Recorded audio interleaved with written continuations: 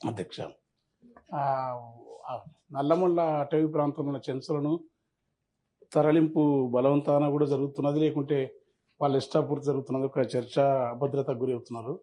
అది యురేనియం తవ్వుతారని కేంద్ర ప్రభుత్వం ప్రతిపాదించినప్పుడు గత ప్రభుత్వం తీర్మానం చేసినది అది తవ్వమని.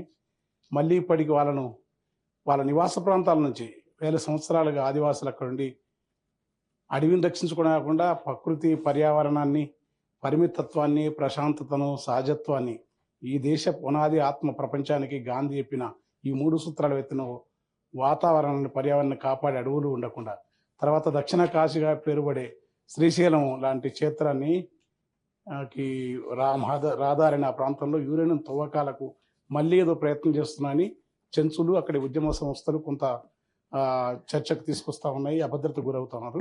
ఆ తరలింపు ఉంటే ప్రభుత్వం మీ ద్వారా అలాంటివి సరైనది కాదు. వాళ్ళని అక్కడ బలవంతాన ఎవరైనా వచ్చి ఆధునిక సమాజంలో ఉంటుంటే వాళ్ళని అవకాశాలు ఇవ్వటం మంచిదే, వాళ్ళు మారుతుంటే. కానీ వాళ్ళు అక్కడ తమ జీవితాన్ని తామున్న ప్రాంతంలో తమకక్కడ వస్తువులు మెరుగుపరిచి, తమకక్కడ నివాసస్థలం ఇచ్చి, తమకు అనుగుణమైన ఆ పోడు వ్యవసాయంలోని మెరుగైన పత్తులు ఇవ్వాలి. కానీ పూర్తిగా తరలించి తీసుకొచ్చి ఆ కొల్లాపూర్ లాంటి ప్రాంతంలోకి బలవంతాన్ని ఇస్తే చెంచు యువతులకు వాళ్ళకు రావాల్సిన భూమి ఇవ్వకపోతే కవులకు తీసుకుంటే రకరకాల విధించి జరిగిన ఘటన మీకు తెలుసు.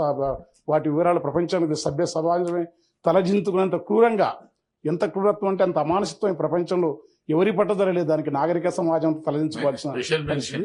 అందుకని చెంచులను బలవంతం తరలించొద్దు. ఒకటి, యురేనియం ఏదైతుందో ఆ తవ్వకాలు ప్రపంచ దేశాలను నిషేధిస్తే ఆ తవ్వే పద్ధతిని రెండు తర్వాత ఒకటి అంత ఒక బాధ్యతను ఒకటే కనుక దాని చుట్టే ఈ ఫార్మా కంపెనీల పొల్యూషన్ కూడా ఖచ్చితంగా అది ఆయా దేశాలు వద్దంటే అమెరికా, బ్రిటన్, ఇతర దేశాలు వద్దంటే మన దగ్గర ఇచ్చి చేసే ప్రయత్నాలు వాటిని ఆరోగ్య పాటించే పద్ధతులు అంటే ఒక దాంట్లో పర్యావరణ రిలేటెడ్గా మాట్లాడుతున్నా.